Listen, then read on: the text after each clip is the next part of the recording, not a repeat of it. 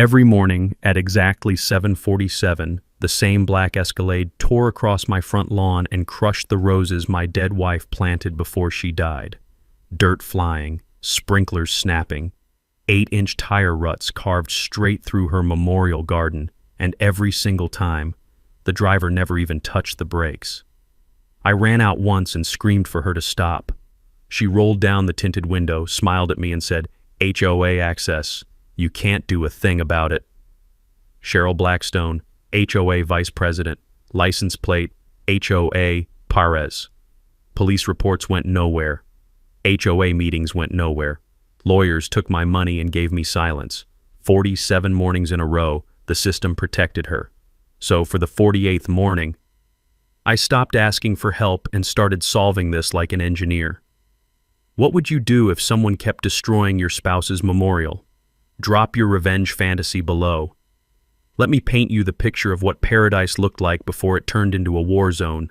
My name is Jake Brennan, and I'm a retired aerospace engineer who thought I'd found peace in Colorado Springs after 40 years of designing aircraft systems for Boeing.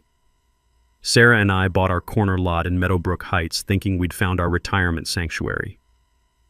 2 years of meticulous planning went into that memorial garden.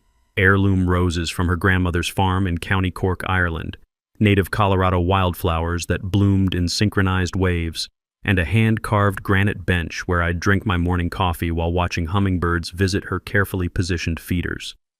The smell of pine sap and mountain air filled our mornings like nature's own aromatherapy. I'd measure everything twice with my old Boeing tape measure, building garden borders with the same mathematical precision I'd used designing aircraft systems for 40 years. Sarah would laugh, saying I was engineering roses, but those worn leather gardening gloves still hanging in our garage proved she loved every calculated inch of my obsessive attention to detail. The texture of Colorado soil felt different under our hands, rocky, challenging, requiring patience and persistence to coax life from the high-altitude environment. We'd spend hours planning drainage systems, calculating sun exposure angles, and designing irrigation networks that would keep her memorial garden thriving through harsh mountain winters. Then cancer hit like a meteorite, destroying everything in its path. Sarah spent her final months sketching garden layouts with trembling hands, pressing flowers in her leather-bound journal, writing detailed notes about which varieties would bloom when and how they'd create a living calendar of color throughout the growing season. The garden should protect itself, she'd written in her careful teacher's handwriting, just like the mountains protect Colorado. I found that prophetic note after she passed, tucked between pressed petals from those precious Irish roses. 2 years later, I'm living alone in our retirement dream, keeping Sarah's garden alive through sheer stubborn engineering determination. Every morning followed the same sacred ritual: coffee on the porch at sunrise, checking the automated sprinkler system I'd designed like a NASA irrigation network, deadheading roses with surgical precision while talking to Sarah's memory about weather patterns and soil pH levels. The sound of my measuring tape clicking became the soundtrack of solitude, mixed with the gentle hum of water pumps and the satisfying crunch of mulch under my boots. This was healing therapy disguised as horticulture, mathematics applied to grief management. That's when Cheryl Blackstone entered my carefully ordered world like a natural disaster with a real estate license. Picture this woman, 52 years old, perfectly coiffed blonde hair that defied Colorado wind, always wearing expensive real estate blazers that cost more than my monthly pension check. Vice president of our homeowners association, and the kind of person who measured her daily success by counting how many neighbors she could intimidate before lunch. Her black Cadillac Escalade, vanity license plate HOA, became my personal symbol of everything wrong with suburban power dynamics. Cheryl wasn't just a pushy neighbor. She was a strategic predator who'd figured out how to weaponize HOA regulations for pure profit. Her methodology was coldly efficient. Identify properties with commercial development potential, then make life systematically miserable for current owners until they sold cheap to her brother-in-law's development company. My corner lot represented prime real estate worth $200,000 more if converted from residential to commercial space. Monday morning, March 15th, 7:47 a.m. precisely. I'm watering Sarah's memorial roses, feeling that familiar mixture of sadness and peace that comes with tending her living legacy, when Cheryl's Escalade comes roaring around the corner at 35 miles per hour. Instead of following the clearly marked cul-de-sac route like every other civilized human being, She cut straight across my lawn with the entitlement of someone who'd never been told no in her entire privileged life. The sound hit me first. 6,000 pounds of luxury SUV compacting earth that Sarah and I had lovingly prepared with organic compost and carefully balanced nutrients. Then the visual assault. 8-inch tire ruts carving through the memorial garden like fresh scars across a painting, destroying $300 worth of irreplaceable plantings in 3 seconds to save this woman 90 seconds on her morning commute to make other people's lives miserable. I stood there holding Sarah's old copper watering can, watching diesel exhaust drift over crushed lavender and destroyed hopes, feeling something break inside my chest that had nothing to do with grief and everything to do with pure, calculated rage. The next morning, I channeled my aerospace engineering background into defensive strategy. I placed decorative river stones around the garden border, nothing fancy, just smooth granite rocks about the size of golf balls, arranged in a geometrically perfect pattern that would make any mathematician proud. Each stone was positioned with surveyor-level precision, creating visual barriers that would remind any reasonable person that actual human beings lived here and cared about this space. I should have known that reasonable person didn't describe Cheryl Blackstone. Tuesday, 7:47 a.m., like atomic clockwork. Cheryl's Escalade comes screaming around that corner with the mechanical fury of someone who viewed my defensive measures as a personal insult to her authority. Instead of avoiding my new stone border, she deliberately swerved to crush every single rock with the methodical precision of a demolition expert conducting quality control testing.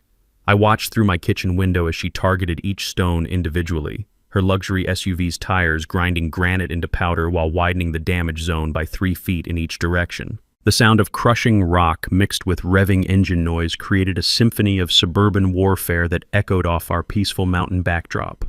But that wasn't the worst part of her morning terrorism campaign. After systematically flattening my border stones like they were annoying speed bumps, she revved her engine to maximum RPM and deliberately destroyed Sarah's prized heirloom roses, the ones her grandmother had carried from County Cork in 1943 during the worst poverty Ireland had ever experienced. These weren't just flowers, they were living genetic treasures, botanical survivors that had endured the Irish potato famine, 2 world wars, immigration to America, and decades of careful cultivation by 3 generations of strong women. Each bloom carried DNA that couldn't be replicated, stories that couldn't be replaced, memories that couldn't be purchased from any garden center catalog. Gone. Mulched under Cheryl's tires like they were common weeds instead of irreplaceable family heirlooms worth more than her monthly car payment.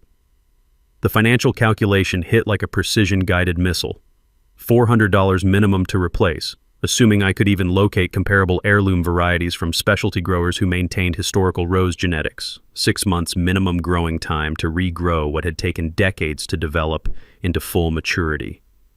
But the emotional devastation cut deeper than any spreadsheet could quantify when I found Sarah's garden journal that evening, open to a page where she'd pressed petals from those exact roses with museum-quality care. County Cork survivors, she'd written in her careful teacher's handwriting, using the fountain pen her students had given her for retirement. Living proof that beautiful things can endure anything if they're protected properly.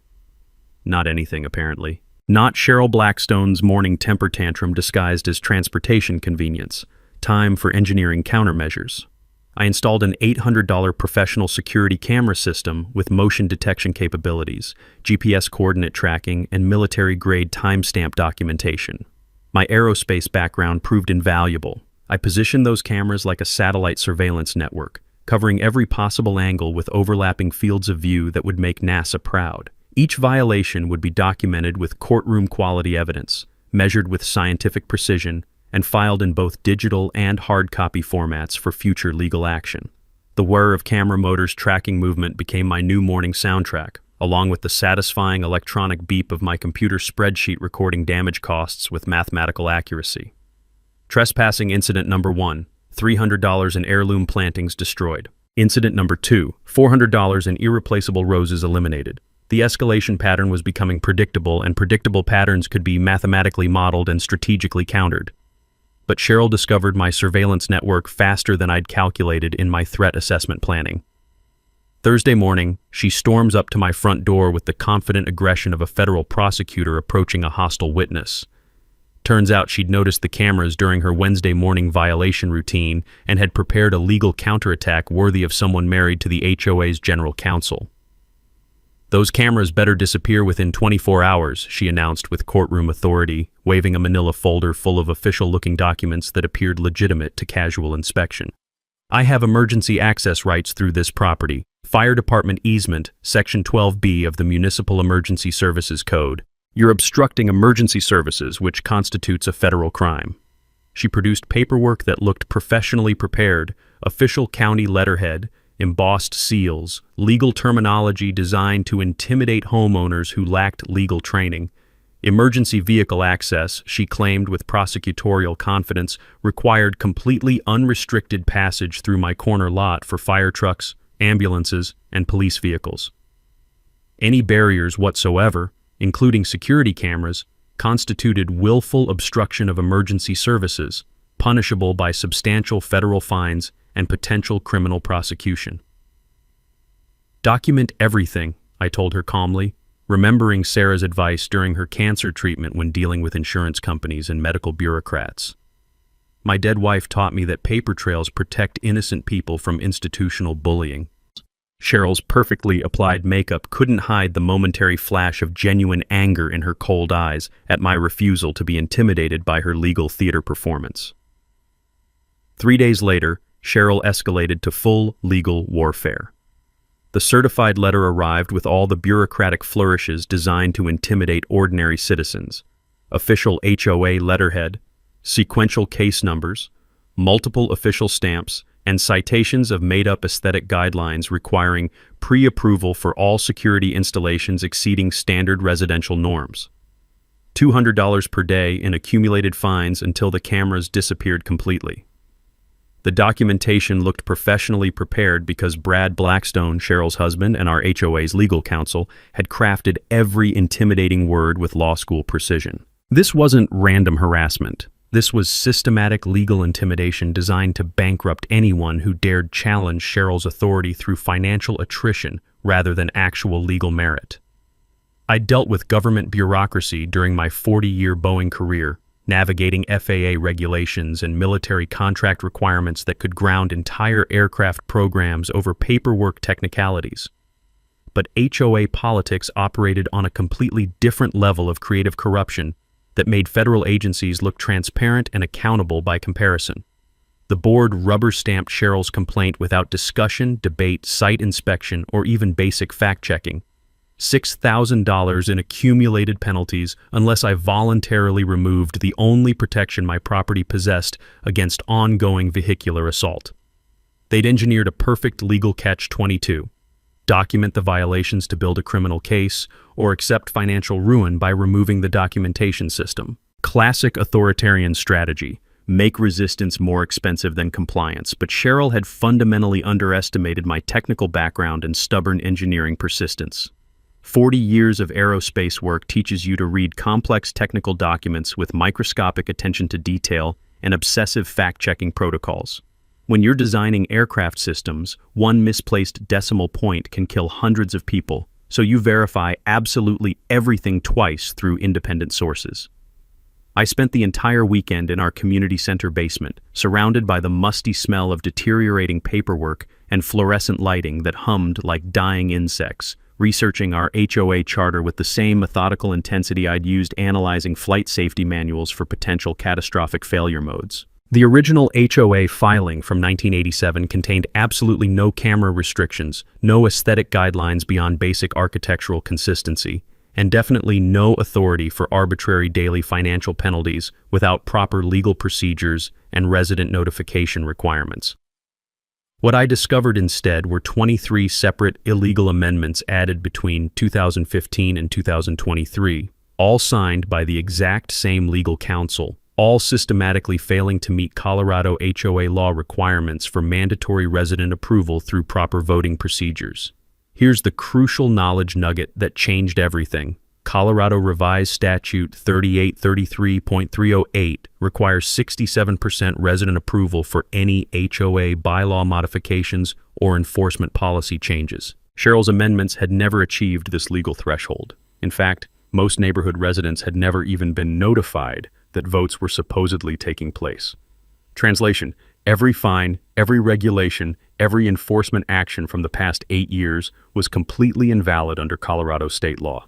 But the real smoking gun evidence came when I cross-referenced all the legal signatures against public records.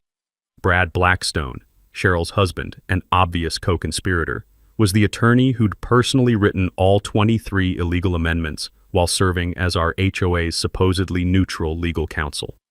Massive conflict of interest violations that could invalidate our entire community's legal structure and potentially trigger state attorney general investigations. The scratch of my pencil on engineering calculation paper filled those late-night research sessions as I began sketching preliminary trebuchet designs and defensive installation possibilities. Colorado's Make My Day law kept surfacing in my legal research like a mathematical constant. Property owners possessed broad authority to use reasonable force protecting their land from ongoing vehicular threats. Reasonable force. Those two words stuck in my analytical mind like an elegant equation begging to be solved through practical engineering application. Tuesday morning brought Cheryl's next predictable escalation. She confronted me during my sacred coffee ritual with the clicking aggression of expensive heels on concrete like a countdown timer measuring approaches to inevitable conflict. "Remove those cameras immediately or face serious legal consequences," she announced with prosecutorial authority, brandishing yet another manila folder of threatening documentation designed to intimidate people who hadn't spent decades dealing with government regulatory agencies. "I'll see you in court," I replied with the calm confidence of someone who'd actually read the relevant statutes instead of relying on intimidation tactics. "Bring your marriage certificate. Explaining conflict of interest should prove interesting to State Bar Association investigators." Her perfectly composed expression cracked for exactly 2.3 seconds before professional mask reasserted itself. She'd assumed she was dealing with another frightened homeowner, not someone with technical skills necessary to audit legal documents and persistent enough to actually follow through on threats. "You have 48 hours, she snapped, then stormed back toward her Escalade with the frustrated energy of someone whose bluff had been called by superior preparation. I watched her drive away, noting the nervous acceleration pattern that suggested I'd struck a significant psychological blow against her confidence in this intimidation campaign. That evening, I opened Sarah's garden journal to the page containing her sketched defensive garden borders. Cheryl's nuclear option arrived 2 weeks later disguised as community service. I was enjoying my sacred morning coffee ritual when a military convoy of commercial lawn equipment rumbled up my street like mechanized infantry preparing for suburban conquest. Bulldozers, industrial wood chippers, commercial-grade mowers, and a massive dump truck, all bearing the professionally painted logo of Blackstone Property Management Company. Her husband's business, naturally. The conflict of interest web kept expanding like a perfectly engineered conspiracy. "Emergency dangerous vegetation removal," Cheryl announced from her air-conditioned Escalade command center, waving official-looking paperwork through her tinted window like a general ordering artillery bombardment. "HOA emergency authority for immediate community safety improvement measures. Your memorial garden violates multiple fire safety codes and insurance liability requirements." Complete legal fiction delivered with the confident authority of someone who'd never been challenged by anyone with actual knowledge of municipal fire safety regulations. I watched in helpless, calculating rage as a massive bulldozer carved through Sarah's 15-year-old Japanese maple, the anniversary tree we'd planted to celebrate surviving cancer treatments together, the majestic centerpiece that shaded our morning coffee conversations and provided sanctuary for 3 generations of nesting birds. The operator treated this living monument like an annoying obstacle, uprooting decades of growth in 30 seconds of mechanical violence. But the real emotional devastation came when heavy machinery cracked Sarah's memorial stone. Hand-carved Colorado granite featuring her favorite philosophical quote, "Love grows best in little gardens, surrounded by strong protective walls." The bulldozer's steel blade caught it wrong during soil grading operations, splitting the precious stone down the middle like a broken heart carved in mountain rock. Everything Sarah had dreamed about, everything we'd built together through 23 years of marriage, systematically obliterated under the false pretense of community beautification by people who measured beauty purely in terms of property values and development potential. The industrial growl of diesel engines mixed with the sharp crack of splitting wood, the nauseating crunch of memorial flowers being processed into organic mulch, and the soul-crushing sound of my wife's legacy disappearing under bureaucratic justification for pure vandalism. Total damage assessment, impossible to calculate in mere dollars. The emotional anchor connecting me to my deceased wife's memory, systematically destroyed by people who viewed love as a fire hazard requiring immediate remediation. I called Colorado Springs Police Department immediately. Officer Martinez arrived within 20 minutes, surveying the organized destruction with the professional sympathy of someone who'd witnessed too much petty cruelty disguised as legal authority throughout his law enforcement career. "I completely understand your frustration, Mr. Brennan," he said with genuine empathy, official notepad ready for incident documentation. "But HOA authorization significantly complicates any potential criminal charges here. Property destruction requires proving malicious intent to damage, and she's presenting paperwork claiming legitimate community improvement activities." However, Officer Martinez mentioned something legally significant during his official report that would fundamentally change my strategic thinking.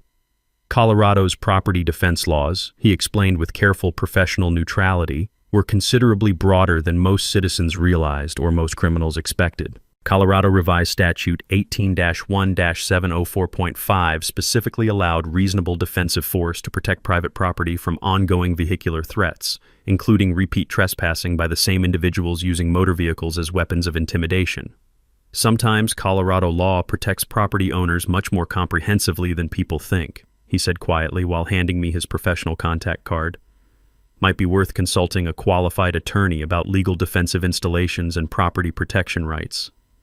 Those words would prove prophetic within 72 hours.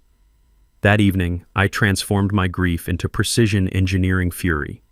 The familiar smell of sawdust and machine oil began filling my garage workspace as I channeled devastating emotional energy into mathematical calculations for medieval siege equipment design principles. Sarah's garden journal lay open beside my engineering workbench like a spiritual blueprint, her pressed flowers serving as silent witnesses to my tactical planning sessions.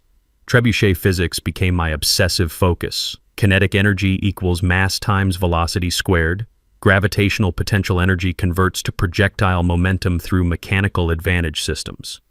A 2,000-pound counterweight falling 8 feet through Earth's gravitational field generates exactly 16,000 foot-pounds of energy, sufficient force to launch a 20-pound granite projectile at 60 miles per hour with artillery-grade accuracy across 50-yard targeting distances.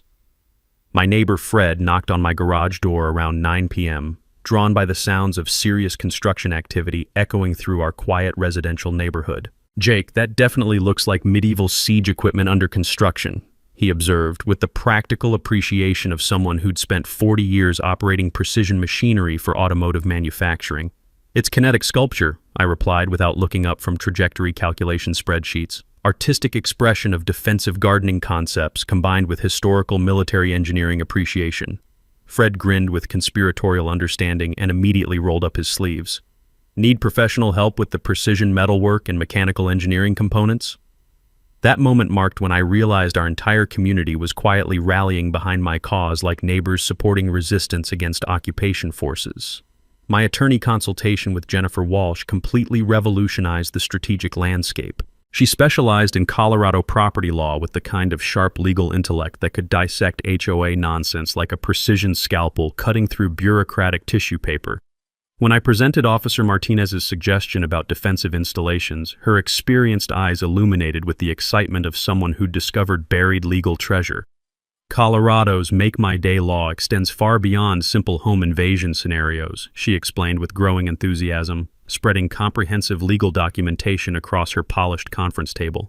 Section 18-1704.5 specifically includes curtilage protection. That's the immediate property surrounding your dwelling, including lawns, gardens, driveways, and any structures within your property boundaries. The legal revelation struck my engineering mind like a mathematical proof suddenly clicking into perfect logical alignment. Property owners possessed broad authority to deploy reasonable defensive force against vehicles repeatedly threatening property damage through systematic trespassing violations. Jennifer cited multiple precedent cases where Colorado homeowners had successfully defended against both criminal prosecution and civil liability for damaging trespassing vehicles during property protection activities. The key legal standard was proportionality. Defensive response must match the severity and persistence of the ongoing threat. Reasonable defensive force, she emphasized while tapping the relevant statute with her expensive pen. 20-pound granite projectile versus 6,000-pound luxury SUV definitely qualifies as proportionate response under established Colorado legal precedent and judicial interpretation. But the real strategic power shift emerged from Officer Martinez's off-the-record intelligence sharing during his follow-up property inspection visit. He revealed information that made my analytical engineering mind buzz with tactical possibilities I hadn't previously considered. Cheryl Blackstone has accumulated 12 documented speeding violations within this specific neighborhood jurisdiction alone, he confided while carefully checking for potential eavesdropping surveillance. All systematically dismissed due to what our prosecutor diplomatically calls HOA political influence. But there's an established pattern of vehicular trespassing charges that legally could have been filed under different circumstances. He discreetly showed me incident reports dating back 3 full years, documenting systematic boundary violations throughout Meadowbrook Heights. Cheryl had been conducting organized property trespassing campaigns against multiple residents, always deploying the same fraudulent excuse about emergency access rights, always achieving the same result through HOA legal intervention preventing prosecution. Her institutional protection won't continue indefinitely, Martinez warned, with the wisdom of someone who'd observed local political dynamics for decades. And when that protection finally ends, comprehensive documentation will prove absolutely critical for successful prosecution. That evening, I studied medieval siege warfare principles with the same methodical intensity I'd previously applied to aircraft hydraulic system design during my aerospace engineering career. Trebuchet mechanics, ballistic trajectory calculations, historical precedents for defensive siege equipment deployment became my obsessive research focus. Medieval castle defenders hadn't simply built passive walls. They'd engineered precision targeting systems capable of mathematical accuracy. Trebuchets weren't random weapons of destruction. They were sophisticated mathematical instruments designed for specific operational ranges, specific tactical targets, specific strategic outcomes. Colorado property law, I discovered, viewed defensive installations through exactly the same analytical framework. Not offensive weapons, but protective barrier systems. Not unprovoked attacks, but measured responses to documented ongoing threats. The Johnson versus Martinez precedent case became my legal foundation document. Property owners who meticulously documented repeated vehicular trespassing patterns could legally install defensive measures including kinetic barriers, specifically designed to disable threatening vehicles when other remediation efforts had systematically failed. Jennifer's comprehensive legal opinion letter became my insurance policy against future prosecution. Client's proposed defensive installation appears to fully comply with Colorado Revised Statute 181704.5 regarding proportionate property protection measures. Extensively documented pattern of systematic vehicular trespassing clearly justifies reasonable defensive countermeasures. Translation: my trebuchet design was completely legal under Colorado state law. The real emotional breakthrough occurred during late-night research when I discovered a page in Sarah's notebook I'd somehow never noticed before. Hidden between carefully pressed memorial flowers, she'd written prophetic words. Memorial Garden should protect itself, just like the mountains protect Colorado through avalanches and rock slides. Jake's engineering expertise can make this defensive dream become reality. She'd sketched defensive garden border designs that resembled artillery positions more than traditional landscaping. My wife, the gentle English teacher, had apparently absorbed enough military history through her extensive reading to design a comprehensive strategic defense system disguised as peaceful landscape architecture. The power dynamic had shifted completely. Cheryl assumed she was intimidating a grief-stricken widower who could be controlled through legal paperwork and bureaucratic threats. Instead, she'd initiated conflict with a precision engineer who'd discovered that Colorado law actively supported his right to defend his wife's memorial using medieval siege equipment. Construction entered its final precision phase with the methodical intensity of a NASA mission launch preparation sequence. My garage transformed into engineering command headquarters, filled with the satisfying mechanical whine of professional power tools shaping trebuchet components and the sharp industrial smell of wood stain chemically bonding with metal polish in perfect atmospheric harmony. The underlying physics principles were elegantly beautiful in their mathematical simplicity. Trebuchet operation depends on gravitational potential energy converting to kinetic energy through mechanical advantage multiplication systems. My specific design utilized a precisely calculated 100-to-1 counterweight ratio, 2,000 pounds of reinforced concrete blocks falling 8 feet through Earth's gravitational field to launch a 20-pound granite boulder with devastating ballistic accuracy. Fred's 4 decades of precision machinist expertise proved absolutely invaluable for the critical pivot mechanism engineering. Those specialized bearings had to handle massive rotational torque forces without mechanical binding, transferring energy with minimal thermodynamic loss through friction. Carol's comprehensive legal research uncovered additional precedent cases I'd missed during initial analysis, while Tom provided tactical insights about timing systems that could mathematically calculate vehicle speed and trajectory with artillery-grade precision. My projectile ammunition came from Rocky Mountain Stone Supply's Specialty Geological Department, perfectly spherical granite boulders, each weighing exactly 20 pounds with density tested for consistent ballistic flight characteristics. The quarry operations manager asked 0 questions when I explained I was constructing kinetic garden art installations celebrating Colorado's mining heritage. Testing phase commenced with comprehensive watermelon practice runs during carefully scheduled late-night sessions to avoid neighborhood disturbance. Curious neighbors began secretly gathering in darkened windows, watching my medieval siege machine achieve pinpoint targeting accuracy within a 6-inch radius at 50-yard combat distances. The deeply satisfying metallic thunk of counterweight dropping, followed by the whistling flight of projectiles, became our neighborhood's midnight entertainment programming. Legal strategy implementation required equal engineering precision and documentary thoroughness. I filed comprehensive defensive installation notification paperwork with the county sheriff's office, officially documenting my legal intent to protect private property using lawfully authorized defensive measures. Posted professionally printed warning signs every 10 feet along my complete property boundary, installed motion-activated surveillance cameras for total documentation coverage, and prepared a legal defense evidence folder thick enough to overwhelm any prosecutor. The financial calculations followed straightforward engineering mathematics. Total accumulated damage from Cheryl's systematic violations, $3,200 and escalating at $400 per destructive incident. Trebuchet construction materials cost, $800 for aerospace-grade components, $500 additional for comprehensive legal consultation services. Potential Escalade, total destruction value, $65,000, assuming direct projectile impact to engine compartment and passenger cabin structural areas. Return on investment calculation, 8,000% profit margin, not including the absolutely priceless psychological satisfaction of physics-based justice delivery systems. Maria's professional insurance industry expertise provided crucial intelligence about vehicle damage assessment procedures and claim denial protocols.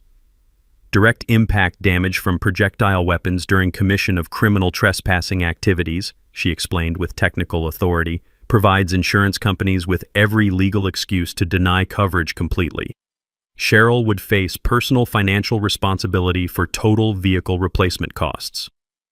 Strategic timeline planning required comprehensive tracking of Cheryl's professional schedule through publicly available real estate listing databases. Her biggest commission closing of the entire year was scheduled for Friday, May 14th, a $2 million luxury property transaction that would generate enough income to fund her development company's neighborhood acquisition project. High-stress day would naturally produce maximum aggressive driving behavior, creating perfect operational conditions for triggering my defensive response system. Camouflage strategy solved the final engineering challenge with elegant simplicity. HOA aesthetic guidelines specifically allowed artistic displays under 15 feet in height, and my trebuchet design qualified as kinetic sculpture, expressing historical themes of medieval defensive architecture and Colorado pioneer heritage.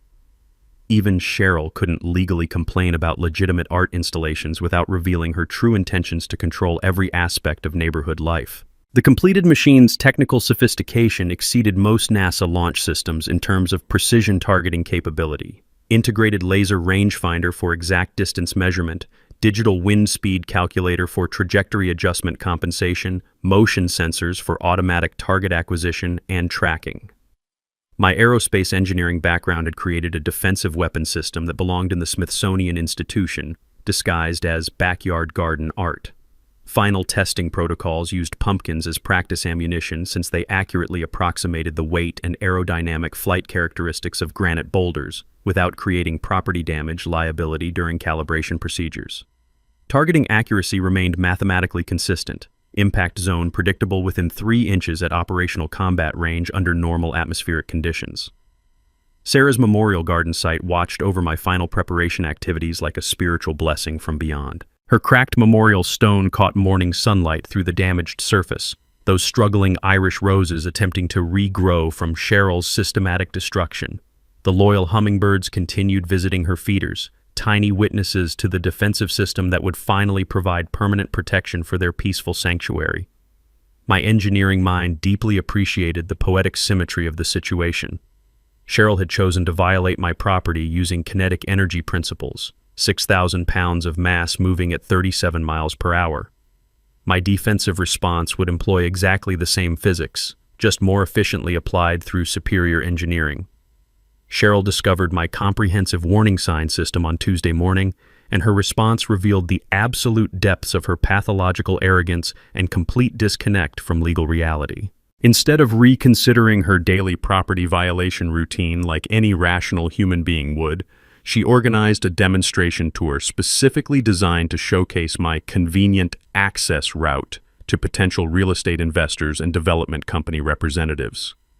I observed from my strategic kitchen window position as 3 luxury vehicles followed her black Escalade across my memorial garden at progressively increasing speeds, like she was conducting an advanced masterclass in systematic trespassing techniques for profit-motivated criminals.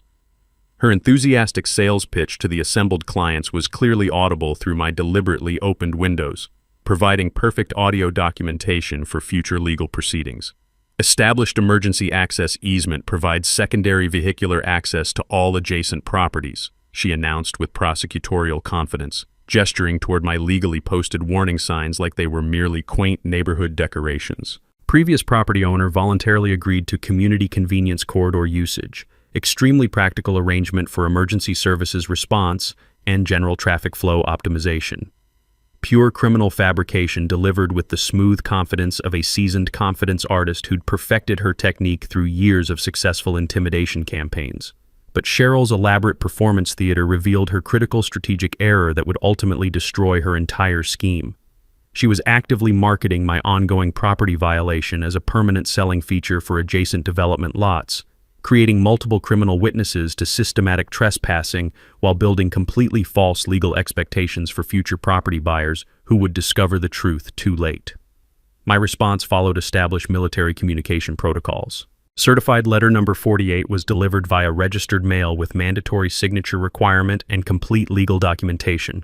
The warning message was mathematically precise and legally bulletproof. Property owner has activated comprehensive defensive systems in direct response to documented vehicular trespassing violations. Continued boundary violations may result in significant property damage, serious personal injury, or both consequences simultaneously. All defensive measures comply fully with Colorado Revised Statute 181704.5 regarding proportionate property protection.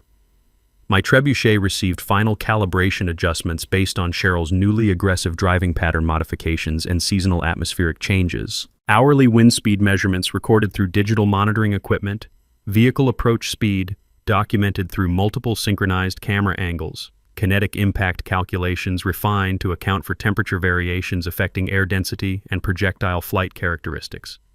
The granite ammunition sat ready for deployment, 20 pounds of Colorado mountain stone, perfectly spherical geometry, tested for consistent ballistic properties and maximum structural damage potential. At 60 miles per hour impact velocity, kinetic energy transfer would exceed 36,000 foot-pounds of force, sufficient destructive power to completely demolish an entire engine block and passenger cabin simultaneously.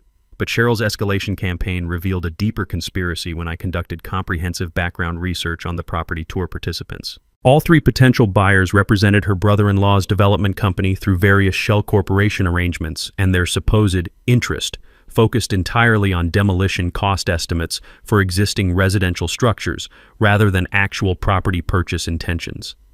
They weren't legitimate home buyers. They were advanced scouts for a comprehensive neighborhood conversion project with Cheryl serving as the primary acquisition specialist and intimidation coordinator. My corner lot represented the strategic keystone property, control my land, control the entire development plan and future profit margins. Friday's $2 million real estate commission suddenly achieved perfect strategic sense within this larger financial conspiracy. Cheryl desperately needed that substantial commission payment to finance the development project's initial phases, and my property represented the final missing piece of her family's expanding real estate empire puzzle. Community pressure escalated dramatically as neighbors finally realized the comprehensive scope of Cheryl's systematic acquisition scheme. Carol organized additional secret resident meetings in her basement conference area, reviewing extensive HOA documentation that revealed organized property acquisition campaigns specifically targeting elderly residents and recent widowers throughout our community. She's been methodically planning this neighborhood takeover for at least 5 years, Carol explained with growing anger, surrounded by cardboard boxes filled with incriminating legal documents. 23 separate properties sold significantly below fair market value after sustained HOA harassment campaigns. You're simply the latest target in her systematic intimidation program. The psychological pressure intensified as Cheryl began driving across my memorial garden multiple times daily, deliberately daring me to activate defensive countermeasures while building her fraudulent narrative about established access rights. Each destructive pass eliminated more memorial plantings while strengthening her false documentation for future legal proceedings. My motion sensor network tracked her behavioral pattern with scientific precision. 7 a.m. initial violation during morning commute, noon lunch hour intimidation demonstration, 5 p.m. evening rush hour performance for neighborhood witnesses. Like a laboratory test subject trained to press reward buttons, except her psychological reward was complete dominance over a grieving widower's emotional vulnerability.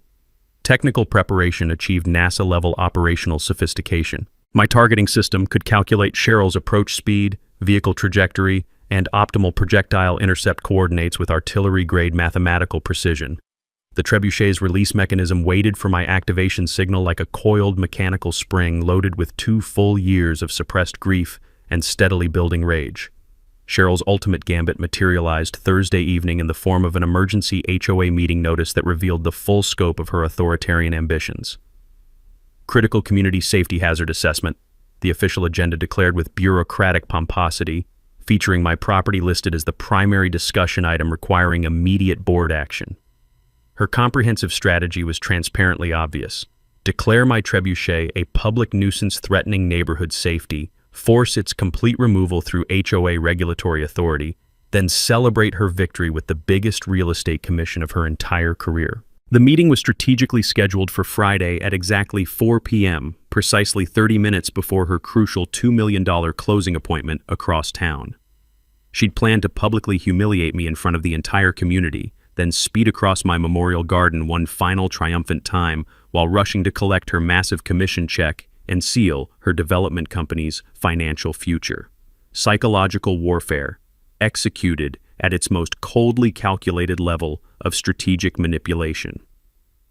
But Cheryl had fundamentally underestimated the sophisticated community intelligence network that Carol's basement research meetings had methodically created over the past month.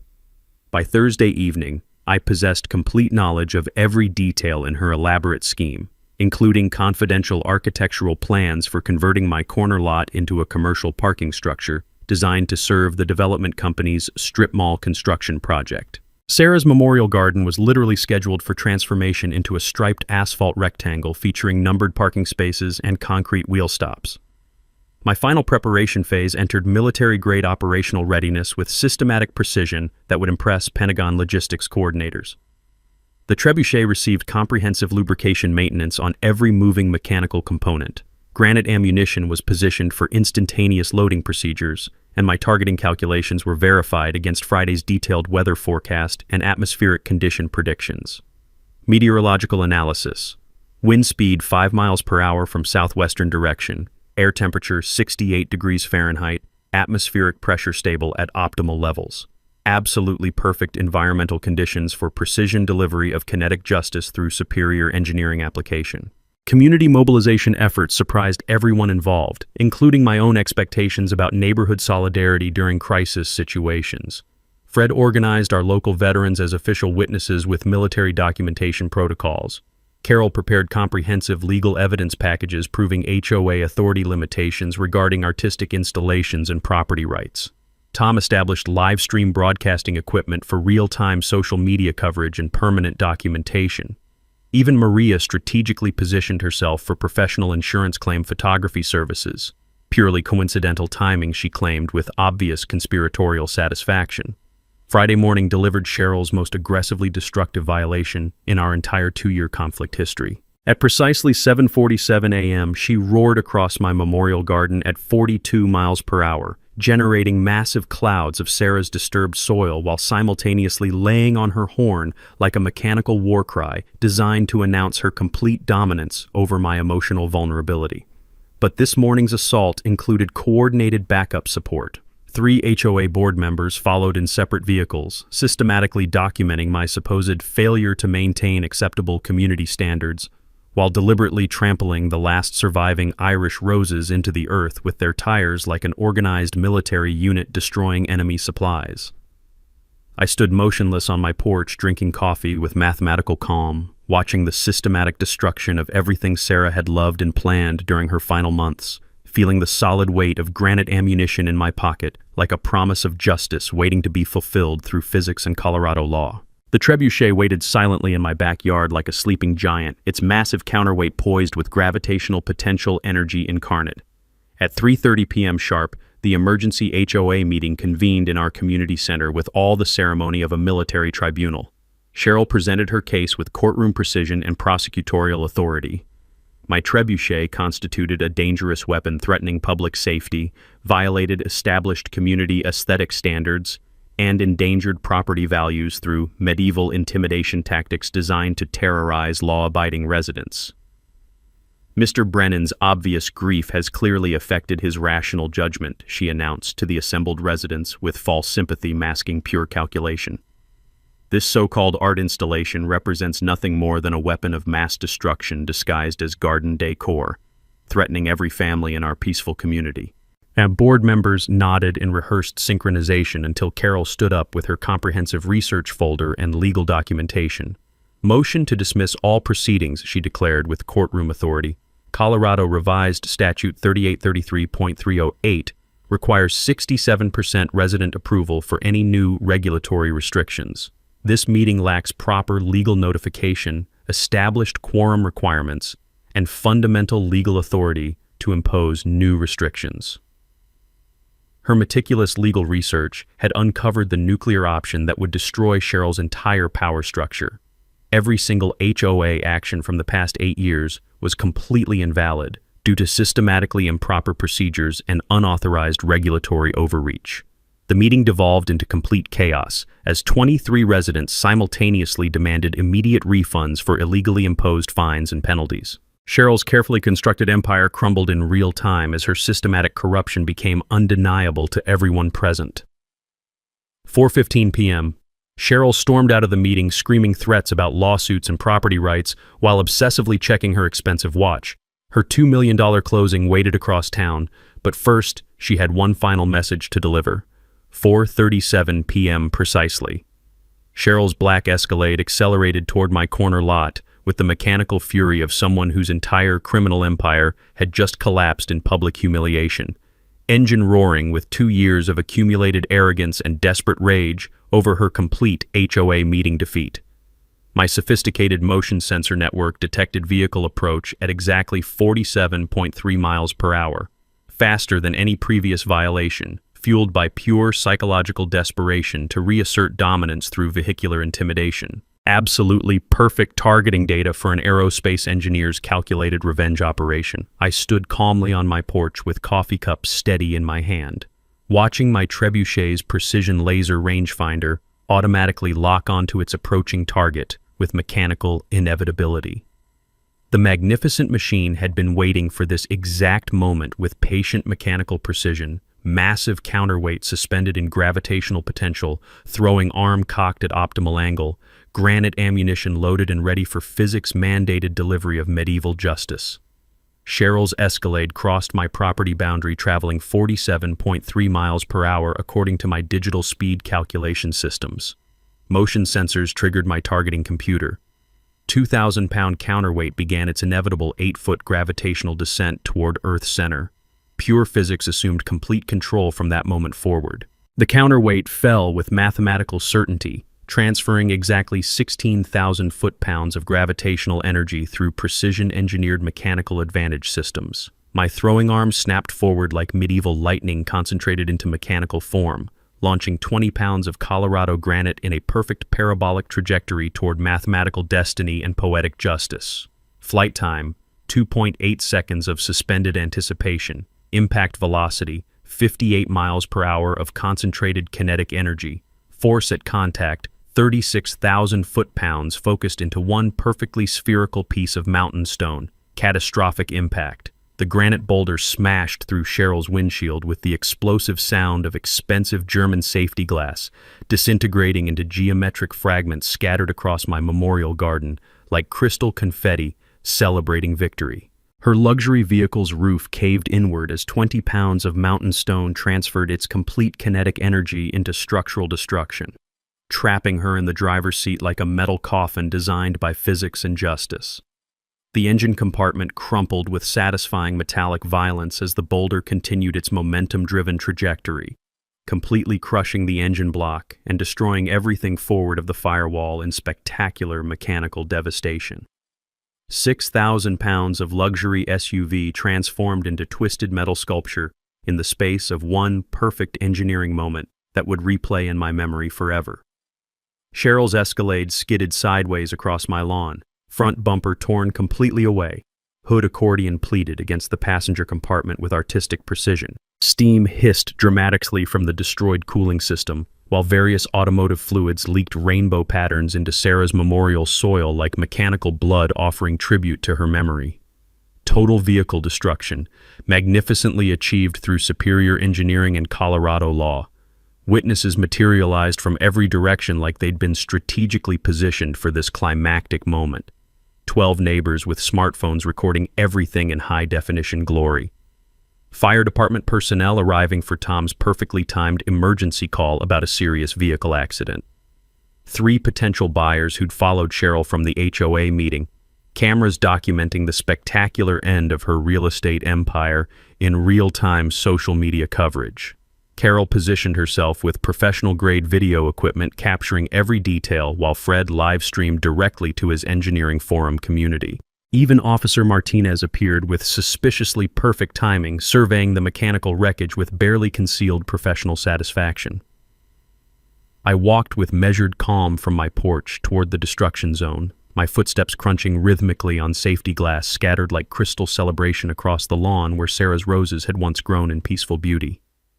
Cheryl sat trapped in her driver's seat, screaming through the caved-in roof opening with the hysteria of someone whose entire world had just collapsed. "You tried to murder me! I'm calling the police immediately! This is attempted homicide with a medieval weapon!" "Ma'am," I replied with aerospace engineer precision and mathematical calm, "you've been officially warned 47 documented times about activated defensive systems protecting this private property. This represents reasonable defensive force under Colorado Revised Statute 181704.5 regarding proportionate property protection. This is completely insane. You cannot just destroy people's expensive cars with medieval siege weapons. This is Colorado property law," I continued with educational patience, gesturing toward my professionally posted warning signs visible every 10 feet. Officer Martinez can explain the complete legal framework when he finishes documenting his incident report. The growing crowd buzzed with excitement as social media alerts spread through our neighborhood like wildfire. Tom's live stream hit 15,000 viewers in real time, comments exploding with enthusiastic support. "Play stupid games, win stupid prizes," and "Justice served medieval style," and "Engineer beats Karen with pure science." My evidence presentation began immediately with projecting doorbell footage onto my garage door using the portable screen system I'd prepared specifically for this triumphant moment. The aftermath unfolded with the satisfying precision of a perfectly executed engineering system delivering exactly the results predicted by mathematical calculations. Cheryl's completely destroyed Escalade was towed away as a total loss. $68,000 of twisted luxury metal that her insurance company refused to cover due to standard criminal activity exclusions and driver liability for illegal trespassing violations. Criminal charges materialized faster than even I had anticipated through my legal research, vehicular trespassing, systematic property destruction, reckless endangerment, fraud. 47 meticulously documented violations finally caught up with Cheryl Blackstone's 2-year reign of suburban terror. Her real estate license was immediately suspended pending comprehensive fraud investigations into those elaborate fake emergency access documents and systematic client deception practices. The crucial $2 million closing? Completely canceled when Cheryl failed to appear, trapped instead in legal proceedings that would consume the next 18 months of her previously comfortable life. Her massive commission evaporated along with her brother-in-law's development company Dreams and their systematic neighborhood acquisition scheme. Colorado's Victim Rights Compensation Program provided the most satisfying vindication. The State Attorney General's office reviewed my comprehensive case documentation and awarded full reimbursement for all property damage, legal consultation fees, and emotional distress compensation. $8,000 in direct monetary compensation, plus complete coverage for attorney costs and court filing fees. My property value increased 15% virtually overnight as news spread through real estate networks. Apparently, trebuchet-protected neighborhoods became an unexpected marketing advantage that property agents couldn't ignore. 3 additional residents installed their own defensive systems, legal catapults, decorative protective moats, and artistic barrier installations that effectively discouraged casual trespassing throughout our community. The HOA underwent complete organizational transformation through emergency democratic elections. The entire corrupt board was removed and replaced with residents who actually read legal documents before signing them. 23 illegally imposed fines were refunded with accumulated interest penalties. Brad Blackstone lost his legal counsel position when the Colorado State Bar opened comprehensive ethics investigations into his systematic conflicts of interest. Sarah's memorial garden rose from the destruction more beautiful than our original design. I used granite fragments from my trebuchet ammunition to construct protective decorative borders around new plantings. The precious heirloom Irish roses grew back stronger than ever, their root systems nourished by soil that had finally been properly defended against criminal destruction.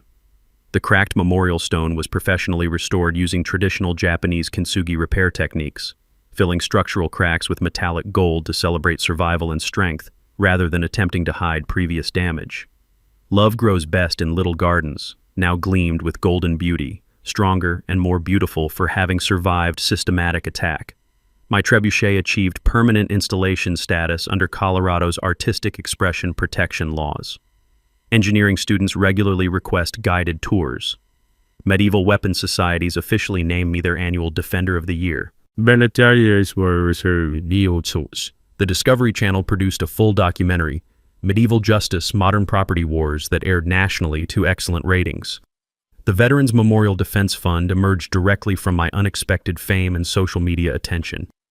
Trebuchet demonstration tours raised $25,000 during the first year alone, providing crucial legal assistance to military families facing similar property rights violations across Colorado. Engineering scholarships were established for students studying practical defensive applications and property protection systems. YouTube immortality arrived when Tom's live stream footage reached 2.3 million views with continuing viral growth. #Trebuchet Justice became a national rallying cry for property rights advocates and HOA reform movements. I received speaking invitations from engineering conferences, homeowners' rights organizations, and medieval weapons societies nationwide. Community relationships transformed into lifelong friendships forged through collective resistance against institutional bullying. Fred established the Precision Engineering Club, where neighbors build defensive contraptions combining artistic beauty with practical protection. Carol became a statewide HOA reform activist, speaking at legislative hearings about regulatory abuse. Tom created veteran support networks providing property defense consulting services. Every peaceful morning, I sit on Sarah's restored memorial bench drinking coffee, watching faithful hummingbirds visit her feeders while my trebuchet stands as silent guardian in the background. No tire tracks cross my lawn anymore. Complete peace reigns, enforced through superior firepower and comprehensive Colorado property law. The Rocky Mountains still protect Colorado from external threats, and my medieval siege weapon protects Sarah's memory from neighborhood criminals. Have you dealt with an HOA nightmare story that makes Cheryl look reasonable by comparison? Share your experience in the comments below. I read every single submission, and some might inspire future engineering solutions. Don't forget to subscribe for more justice-served cold revenge stories. Next week, my neighbors' pool parties kept me awake, so I built a sound system that made them move to Nebraska. Because sometimes the best defense requires superior medieval offense, and physics always wins in the end. Thanks for hanging out with us on HOA Stories, where the HOA Karens meet their match. If this story had you cheering or cringing, go ahead and like the video, drop a comment with your reaction, and hit subscribe so you're ready for the next wild HOA tale.